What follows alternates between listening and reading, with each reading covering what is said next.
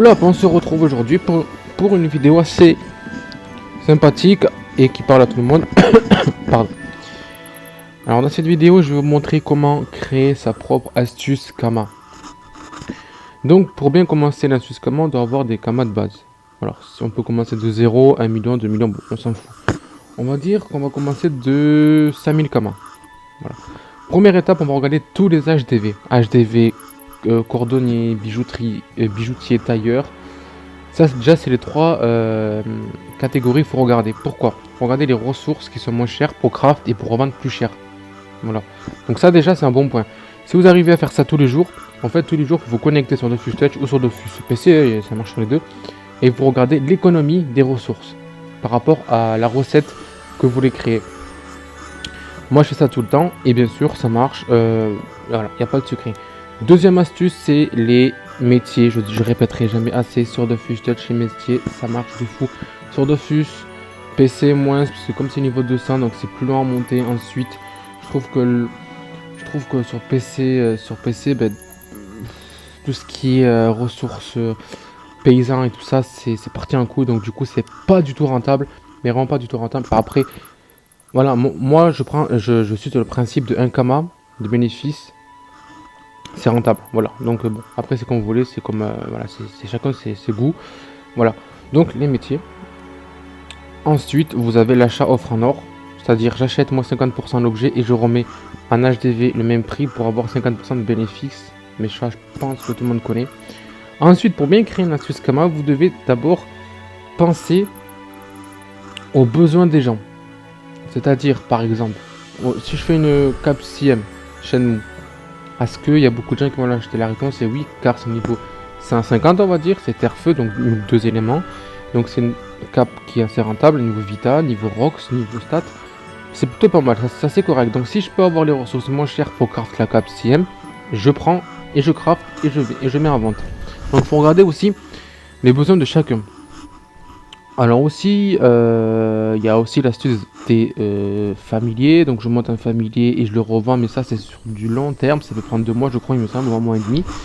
Donc ça c'est voilà votre temps. L'élevage de dragon dinde, ça aussi c'est moi ce que je conseille pour l'élevage dragon dinde. Vous prenez 2 dragon dinde les moins chers, mâles et femelles, et vous les faites féconder au maximum et vous les faites reproduire 20 fois.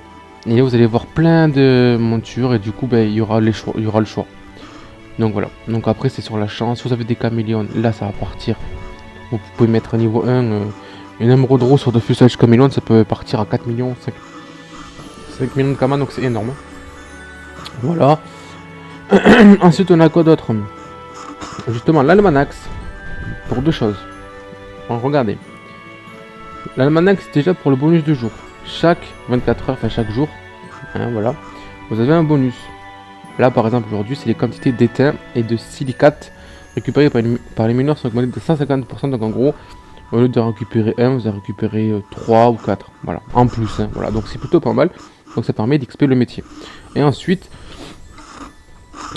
ça vous XP votre personnage. Et ensuite donc c'est 3 trucs, donc XP le personnage et avoir le bonus. Et ensuite les ressources, en fait ce qui est bien c'est que le mec nous demande des ressources. Mais je pense que vous connaissez, donc je vais pas vous apprendre l'almanax.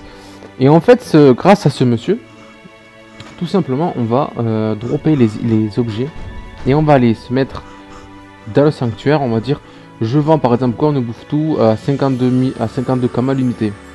Et là, vous serez beaucoup de bénéfices parce qu'en fait, vous avez rien dépensé de kamas, ça aurait fait que drop. Donc ça, c'est une astuce aussi à privilégier. Voilà. Mais ça, faut même avoir un cra pour farmer plus vite. Après n'importe quelle classe, mais c'est mieux un cra pour aller plus vite. Après FK, s'acquérir, voilà, tout ce que vous voulez, ça passe aussi. Tant que vous gérez, c'est bon. Et ensuite, pour finir, et je pense que celle-là, c'est la meilleure. Alors, moi je pense que celle-ci c'est la meilleure. Pourquoi? Parce qu'en fait c'est simple, mais il faut des kamas de base par contre. Donc c'est l'inconvénient. Par exemple, je vais en HDV. Excusez-moi. Je vais vous montrer. Non, tailleur, chapeau, j'ai dit. Chapeau, ça charge un petit peu. Voilà, hop. Ça vaut combien? Non, ça pue. Ok, ça. Je regarde. Ça pue la merde. Le bonnet KO, ça vaut combien? C'est tout.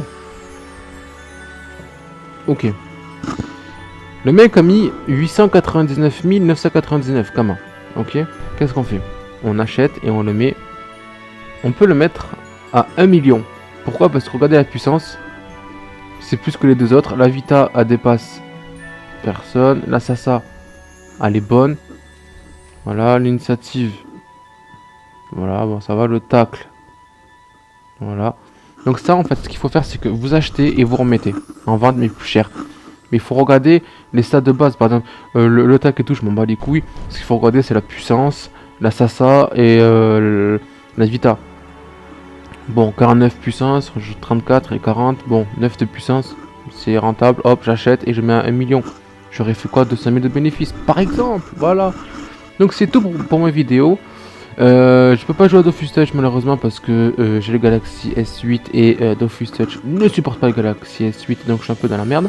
Mais bon, tant pis, on va patienter, c'est pas grave. Et du coup, moi je vous dis ciao ciao.